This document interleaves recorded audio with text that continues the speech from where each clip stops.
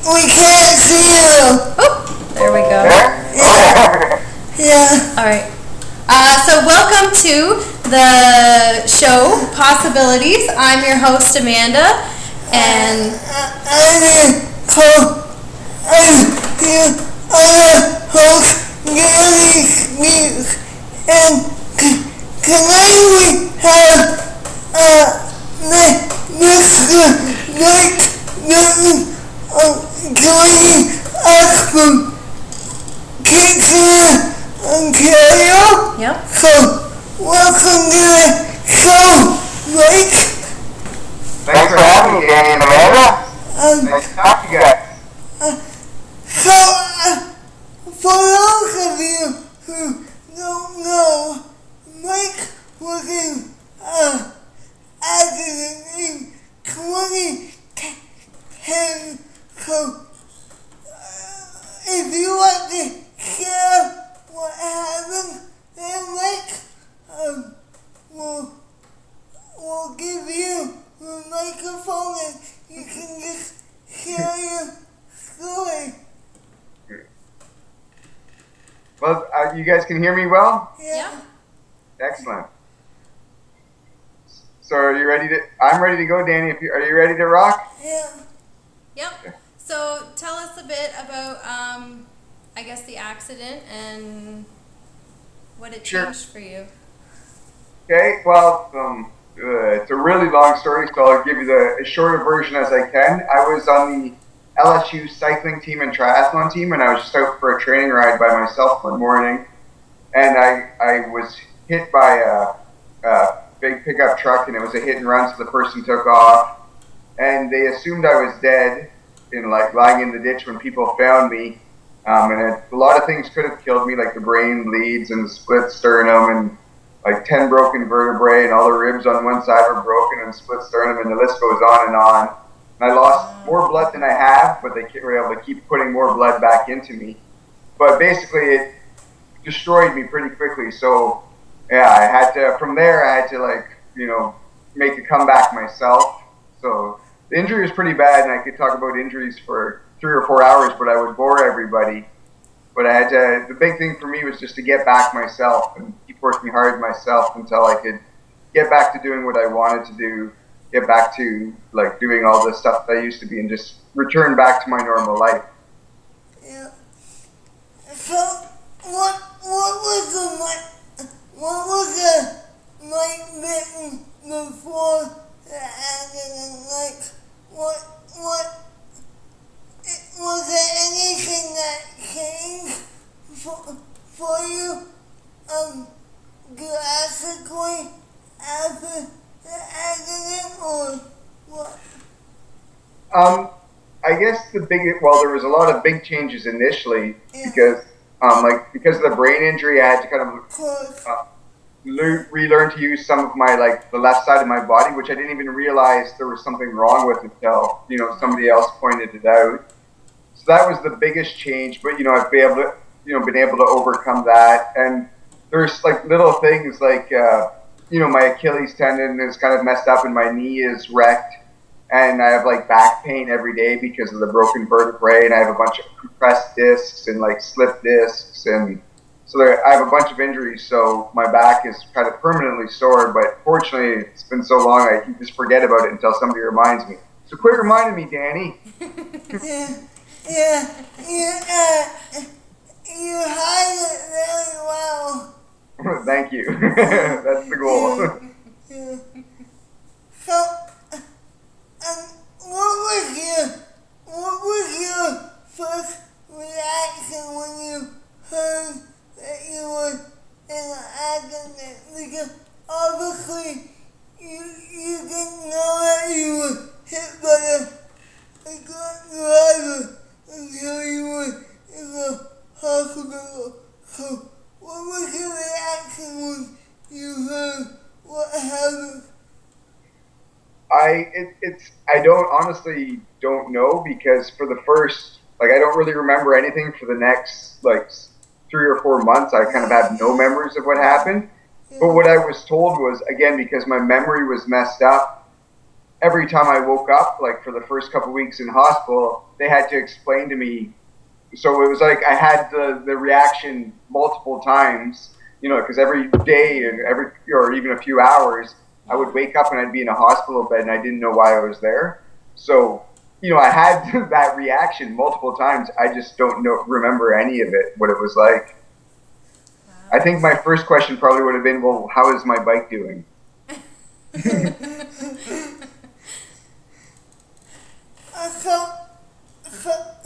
So what was the biggest injury that you, what was the biggest, injury to recover from? It's a tough one because, like so many, like different ways you look at it. Some people would say some injuries were worse than others, depending on who you're talking to. For example, I think probably the brain injuries, maybe, because that could have easily, like I had 5 different brain bleeds. Wow. So just getting over all of those and then like being able to recover after that. And that's why I had like the memory issues, and the left side of my body had some issues. And so the brain injury was probably the worst. And even now, because like the shaking, like I actually get car sick really easily now because my brain kind of got jostled around so badly. It never really set properly. So my brain shakes too much. Right. My mom and dad thought it always did anyway, so it's too much of a change. Yeah. But a lot of people think of like the back injuries, and it's kind of like, because some of the vertebrae actually they're called like burst fractures, meaning like the vertebrae like chunks went flying. So it's kind of amazing that none of those chunks went through my spinal cord. So, some people say that's the toughest because I still have all of those problems today. Yeah. So it's tough. Ask me on a different day, I might tell you have a different answer. What's sore that day? Yeah. And where was the accident? I was going to school in Louisiana, so just outside of Baton Rouge, Louisiana. So it's just like on a side road that had signs up like it was a designated cycling training route early in the morning. So just on a side road, but I guess not a lot of people are that safe drivers on this road anyway. So even though it was the one token cycling route out of Baton Rouge, it wasn't necessarily the safest place. It wasn't a great place to ride a bike, but the safest in that area, part of the country. But,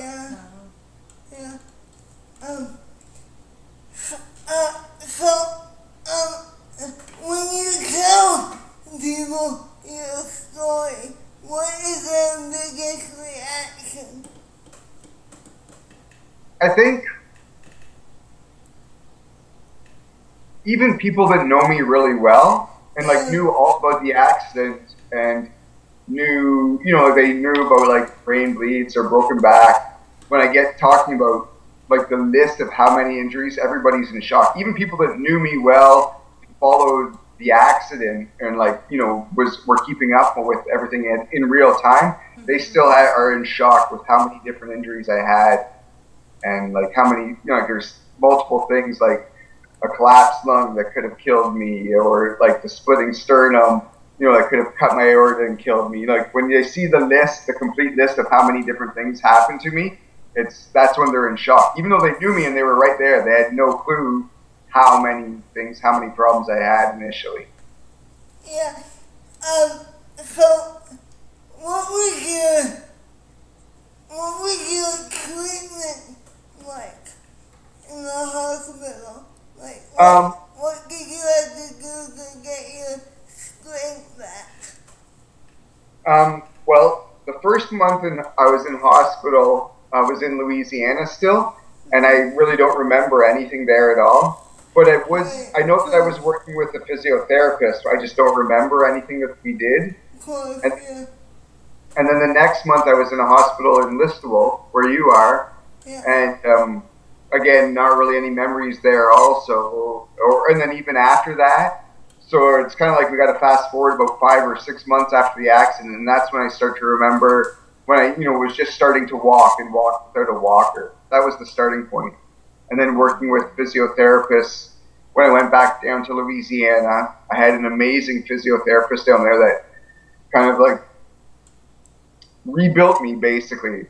Helped me get all the strength back and helped me start moving, functioning like back to how I was before the accident. So it was lots of months of like, partly like them working my body, like manipulating me and like doing different kinds of treatment to me, and then me getting to the gym myself and working out myself as well. So what was your determination? What gave you the strength to want to really push yourself? What motivated you? I think the biggest thing was I wanted to be myself, because the person who hit me, I guess you could say, kind of took away my life, or at least my life as I knew it. So I just wanted to be myself again, like, because I think we all like know who we are, and I just wanted to be who I was. I wanted to return to myself, because we're all different people. We all have different ideas of what we are and who we are. I just wanted to get back to my idea of who I was. I just desperately wanted to be myself again, and be, as much as I, get back to being who I was before the accident. I wanted to return to my old life. That's amazing. Wow. Okay. For those people who don't know, I have the distinct honor to run with you every few months. So I see firsthand the recovery that you're making, and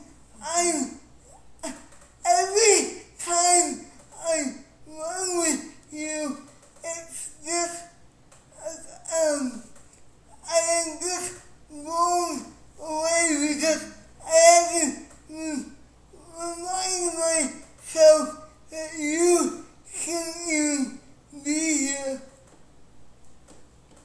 Well, Danny, the honor is mine. Like, the honor is mine to get to run with you. Like, that's pure joy for me, just getting to run with you, Danny.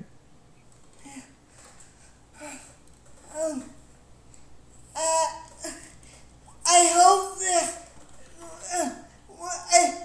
this next question isn't too personal for you, but if you could speak with the driver who hit you, like, what would you say to him?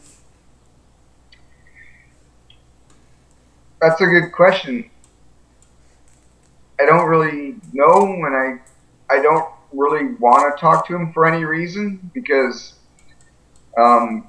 he hit me and accidents happen, but the fact that he drove away, says something, and the fact that he never, he hid from the police, and even when he was in court, he made an apology, but he apologized to the judge. He said it was for me, but he never once looked at me. So I don't think he really has anything to say to me. So to be honest, I've just kind of forgot about him. I don't have anything to say to him either. And did you go to court when it was in court, or how did that work? The district attorney asked me to be there. So I went. There was a pre-trial, and then he was gonna plead not guilty, but there was they had every piece of evidence imaginable. So he eventually just there wasn't a big long court case, because he just pled guilty because he realized nobody could get him off. There was so much evidence against him and so many witness testimonials. So the court case, it was mostly behind the scenes, not in the actual court. So that was between his lawyer and the district attorney's office, so I wasn't really involved much at all. Yeah. Okay. What for people who are watching this who may be going through a similar situation, what would your message be to those people? I guess it would be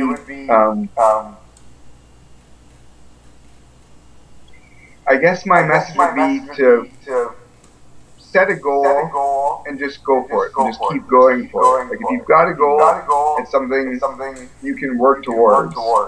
Like so many people have goals. Like we have a goal together, like to run the 10K next year. Yeah. And if not me, then your dad's gonna step up, right? But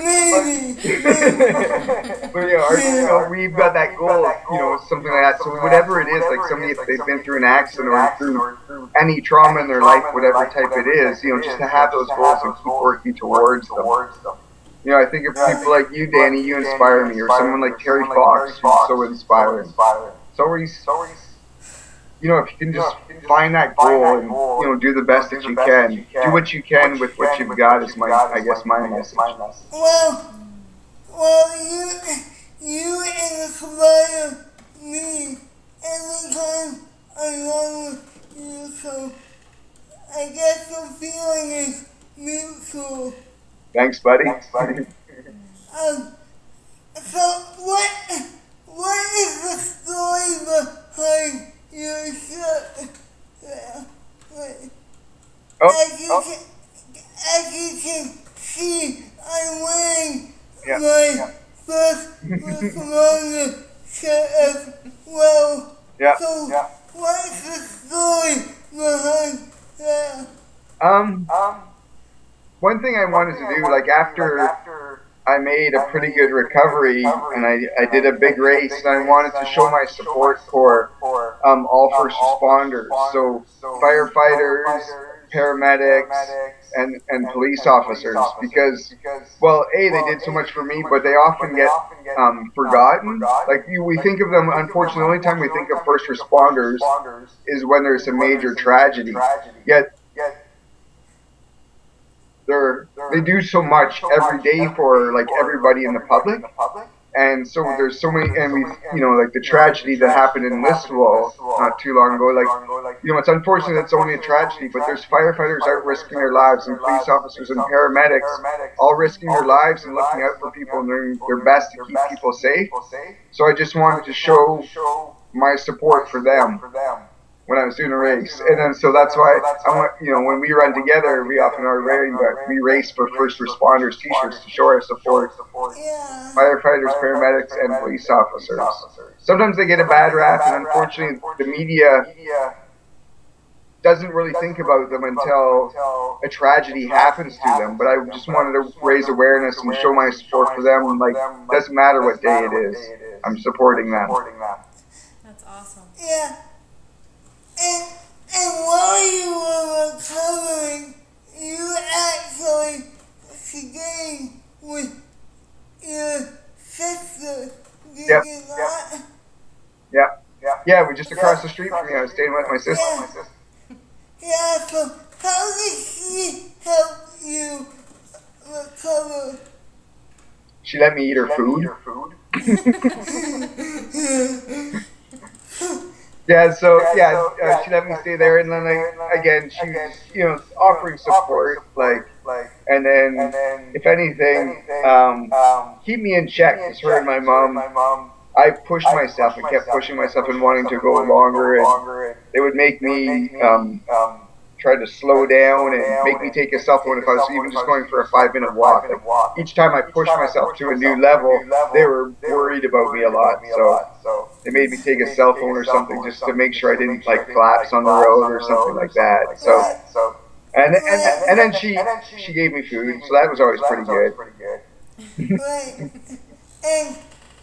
And your nephews weren't really old enough yet when you had the accident. So, what is their reaction when you tell them what happened to Uncle Mike? Well, Noah, like my sister's oldest boy, Yeah. my nephew Noah, he did visit me in the hospital. Like, I don't remember, but he did come and visit me, and he remembers, and he knows the story a little bit. But I actually don't know what he thinks about it too much. And then Simon, the younger guy, he wasn't alive when it happened.